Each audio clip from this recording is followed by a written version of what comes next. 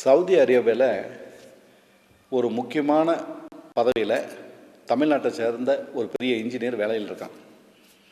அந்த வேலையில் இருக்கிற பையன் தமிழ்நாட்டில் 3 மாதம் லீவில் வரும்போது இந்த பலகீனத்தில் பாதிக்கப்பட்டதுக்கு ஊரில் இருக்கும்போது இந்த என்னுடைய சின்னத்திரை நிகழ்ச்சியை பார்த்துட்டு சேலம் தலைமை ஆஃபீஸுக்கு வரான்.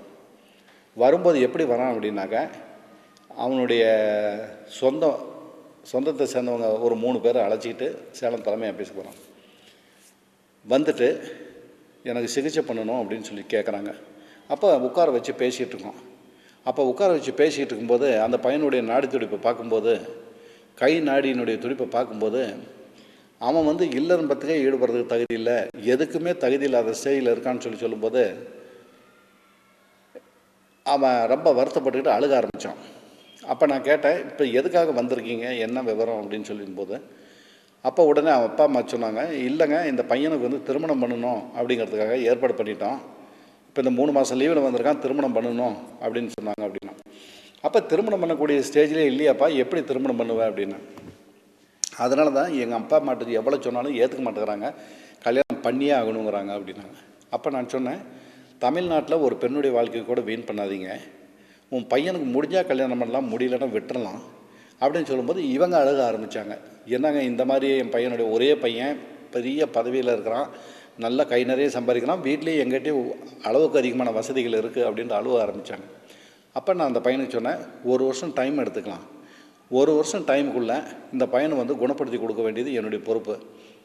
ஆனால் அந்த 1 வருஷத்துக்குள்ளே நான் உன் கூடையே இருக்கிறேங்கிற நினப்பில் நீ மனசறிஞ்சு ஒரு சொட்டு சக்தியை கூட வீண் பண்ணாமல் இருந்தீன்னா உன்னை மனவரையில் உட்கார வைக்க வேண்டியது என்னுடைய பொறுப்புப்பா அப்படின்னு சொல்லி அந்த பையன்கிட்ட சொல்லிட்டேன். அந்த பையன் சரி அப்படின்னு சொல்லிவிட்டு, சரி நீங்கள் மருந்து கொடுங்க, ஒவ்வொரு மாதமும் மருந்து சாப்பிட்டு பார்க்குறேன், எந்த மாதம் எனக்கு போதுனாலும் நான் இது பண்ணிக்கிறேன் அப்படின்னு சொல்லியிருந்தேன். அதே மாதிரி அந்த பையனுக்கு 2 மாதத்துக்கு உண்டான மருந்துகளை கையில் கொடுத்து அனுப்பிச்சிக்கிட்டு இருந்தோம். அவன் வெளிநாட்டில் வேலையில் இருக்கிறான். மருந்து சாப்பிட்டு வியாதி குணமாகி 7வது மாதம் மேரேஜ் ஃபிக்ஸ் பண்ணியிருக்காங்க. 7 மாதம் மருந்து சாப்பிட்ருக்கான். 7 மாதம் மருந்து சாப்பிட்டுட்டு கம்ப்ளீட்டாக குணமாயிடுச்சு. குணமானோன்னா அதே பொண்ணை மேரேஜ் ஃபிக்ஸ் பண்ணி மேரேஜ் முடிச்சிட்டாங்க. மேரேஜ் முடிச்சுட்டு 3 மாதம் லீவில் மறுபடியும் 3 மாதம் லீவில் இருந்துட்டு போன பையன் அந்த மேரேஜ் முடிஞ்ச ஒரு 15 நாள் முடிச்சுட்டு அந்த 1 மாதம் முடிச்சு 2வது மாதம் மருந்து சாப்பிட்டுட்டு இருக்கும்போது கர்ப்பம் உண்டாயிடுச்சு அப்படிங்கிற இது சந்தோஷத்தில் அந்த பையன் 3 மாதம் ஊரில் இருந்துட்டு எனக்கு ஸ்வீட்டெல்லாம் கொண்டுகிட்டு கொடுத்தான். ஸ்வீட்டெல்லாம் கொடுத்துட்டு, ஐயா நான் இந்த மாதிரி ஊருக்கு போகிறோம், இப்போ கர்ப்பம் உண்டாயிடுச்சு, இல்லறம்பத்துக்கே ஈடுபட முடியுமாங்கிற இதில் நான் இருந்தேன், ஆனால் இல்லறம்பத்தில் ஈடுபடக்கூடிய அளவுக்கு என்னை தகுதி பண்ணி கொடுத்து அதில் கர்ப்பம் உண்டாகிற அளவுக்கு நீங்கள் செஞ்சு கொடுத்துருக்கீங்க அப்படின்னு சொல்லிட்டு ஆசீர்வாதம் வாங்கிட்டு அந்த பையன் சவுதி அரேபியாவுக்கு ஊருக்கு போயிட்டு அந்த ஒரு குறிப்பிட்ட காலம் கடந்த உடனே அந்த குழந்தை பிறந்த செய்தியை அவங்க தகப்பனார் அவனுக்கு சொல்லியிருக்காங்க. அந்த குழந்தை பிறந்த செய்தியை கேட்டுட்டு அவன் லீவ் போட்டு குழந்தைய மட்டும் பார்த்துட்டு போகலான்னு 15 நாள் லீவில் போட்டு அந்த பையன் அங்கேருந்து வந்த பையன் நேராக அவன் குழந்தைய பார்க்க போகலை. எனக்கு ஃபோன் பண்ணிவிட்டு, நேராக நான் உங்களை பார்க்க வரேன், எனக்கு பையன் பிறந்திருக்கு, நீங்கள் ஆசீர்வாதம் பண்ணதுக்கப்புறம் தான் நான் போய் என்னுடைய குழந்தைய பார்ப்பேன் அப்படின்னு சொன்னான். சரி, நேராக தலைமை ஆஃபீஸுக்கு வந்த பையன் தலைமை ஆஃபீஸில் என்னுடைய மேஜிக் எதிரில் உட்காடுறான். அவன் கூட 2 ஃப்ரெண்ட்ஸுங்க உட்காடுறாங்க. அப்போ அந்த பையன் தன்னுடைய கையில் சின்ன சூட்கேஸ் வச்சுருந்தான். அந்த சூட்கேஸ் எனக்கு அன்பளிப்பாக கொடுத்தான். அப்போ அன்பளிப்பாக கொடுக்கும்போது நான் சொன்னேன், தம்பி சூட்கேஸ் எல்லாம் அன்பளிப்பாக வேண்டாம், நீ வச்சுக்க, வேணுங்கிற ஆண்டவன் கொடுத்த பண வசதிகள்லாம் இருக்குது, வேண்டாம் அப்படின்னு சொன்னேன். இல்லையா, இது உங்களுக்காக வாங்கிட்டு வந்த அன்பளிப்பு, விலை மதிக்க முடியாதது, நீங்கள் வச்சிங்க அப்படின்னா. விலை மதிக்க முடியாதது அப்படிங்கும்போது திகச்சு போய் நான் சரி கொடு அப்படின்னு சொல்லி வாங்கும்போது அது நம்பர் லாக் போட்டிருந்தது அந்த பெட்டியில். அந்த நம்பர் லாக்கை திறந்து அந்த பையன் கொடுத்தான். கொடுக்கும்போது அந்த நம்பர் லாக்கை திறந்து பெட்டியை எடுத்து பார்க்கும்போது பார்த்தீங்கன்னாக்கா, உண்மையாலுமே நானே என்னையே மெய் மறக்கக்கூடிய அளவுக்கு அது உள்ள ஒரு விலை மதிக்க முடியாதது, அது எப்படி சொல்கிறதுனே எனக்கு தெரியல.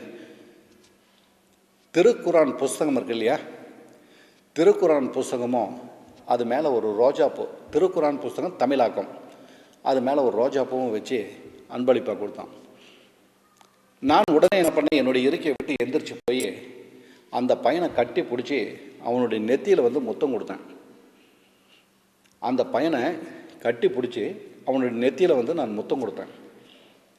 அப்போ நான் அந்த பையன்கிட்ட கேட்குறேன், கண்ணு, நீ வந்து முஸ்லீம் மதத்தை சேர்ந்தவன், நான் வந்து இந்து மதத்தை சேர்ந்தவன். அப்போ நீ கொடுக்குற பரிசை நான் வாங்கிக்குவேனா வாங்கிக்க மாட்டேனா அப்படிங்கிறத சிந்தனை பண்ணி தான் இது கொண்டுட்டு வந்து கொடுத்தியா அப்படின்னு சொல்லி கேட்டேன். அப்போ அதுக்கு அந்த பையன் சொன்ன ஒரே ஒரு வார்த்தை, ஐயா, நீங்கள் பேசிகிட்டு இருக்கிற சின்ன திரையில் ஒவ்வொரு நிகழ்ச்சியிலையுமே குறிப்பிட்டு நீங்கள் பேசுகிற நிகழ்ச்சி என்ன அப்படின்னா, தமிழ்நாட்டில் வந்து ஜாதி மதத்தை பார்க்காத, தமிழ்நாட்டில் ஜாதி மதமே நமக்கு வேண்டாம், நம்ம எல்லாருமே அண்ணன் தம்பிங்க தான் ஒவ்வொரு நிகழ்ச்சியிலுமே நீங்கள் பேசிட்டு வந்துட்டுருக்கீங்க. அந்த நிகழ்ச்சியை நான் வந்து தினசரி செய்தி சின்ன திரையில் கேட்டுக்கிட்டே இருக்கிற ஒரே காரணத்தினால்தான் இந்த விலை மதிக்க முடியாததை வந்து உங்களுக்கு கொடுக்கணும் அப்படிங்கிற ஆதங்கத்தில் தான் வந்து கொடுத்தேன் அப்படின்னா, மீண்டும் அந்த பையனை கட்டி பிடிச்சி நெத்தி முத்தம் கொடுத்தேன். தமிழ்நாட்டில் உள்ளவங்க எல்லாருமே சகோதரர்கள் தான் அப்படின்னு நான் ஒவ்வொரு நிகழ்ச்சியிலும் பேசுனதை எந்த அளவுக்கு அந்த பையன் எடுத்தானு எனக்கு சொன்னதே உண்மையாலுமே கண்ணில் இருந்து நீர் கடன்னு வர ஆரம்பிச்சிடுச்சு. உண்மையாலுமே திருச்சி மாவட்டத்தை சேர்ந்த அந்த பையன் அப்துல் ரஷீதுங்கிற பையன், சவுதி அரேபியாவில் பெரிய இன்ஜினியரிங் பதவியில் இருக்கிற பையன் கொடுத்த அன்பளிப்பு என்னுடைய 66 வயசில் என்னுடைய வாழ்க்கையில் பெரிய மறக்க முடியாத ஒரு பெரிய நிகழ்ச்சியாக இன்னைய வரலும் நான் நினச்சிட்டு இருக்கேன். அந்த திருக்குரான் புஸ்தகத்தில் தினசரி ஒவ்வொரு பக்கத்தை தமிழாக்கத்தில் உள்ள புத்தகத்தை நான் தினசரி படித்து வந்துட்டுருக்கேன் அப்படிங்கிறது இந்த நேரத்தில் நான் பெருமையாக சொல்லிக்கிறதுல ரொம்ப மனசில் ரொம்ப சந்தோஷம், ரொம்ப மகிழ்ச்சி அடைகிறேன், ஆனந்த கண்ணீர் வடிக்கிறேன் இந்த நேரத்தில். ஏன்னா அந்த பையனுக்கு வாழ்க்கை கிடச்சிருச்சு அப்படிங்கிற ஒரு சந்தோஷமும், பையன் பிறந்துருச்சுங்கிற ஒரு சந்தோஷமும். ஏன்னா தமிழ்நாட்டில் வந்து இனிமேல் பெண் குழந்தை பிறந்து வளர்த்தி ஆளாக்கி கொடுக்கவே முடியாது. ஒரு நல்லவங்கிட்ட தமிழ்நாட்டை பொறுத்தவரையிலும் நான் ஏற்கனவே பல நிகழ்ச்சியில் சொல்லியிருக்கேன், என்ன 5 வருஷம் பொறுத்துப்பார், தமிழ்நாட்டில் ஒரே ஒரு பெண்ணுக்கு கூட நல்ல வாழ்க்கை அமையாது, அவ்வளோ பேர் சின்ன பண்ணப்படக்கூடிய ஸ்டேஜுக்கு வாழ்க்கை அமைய போகுது அப்படின்னு சொல்லிட்டு இருந்தேன். ஆனால் இனிமேல் ரொம்ப சித்திரவதைப்படக்கூடிய ஸ்டேஜுக்கு இனி வருங்காலமெல்லாம் இருக்கும் அப்படிங்கிற நிகழ்ச்சியை வந்து என்னுடைய சின்ன திரையில் வர படிப்படியாக நான் சொல்லி வந்துக்கிட்டே இருக்கேன்.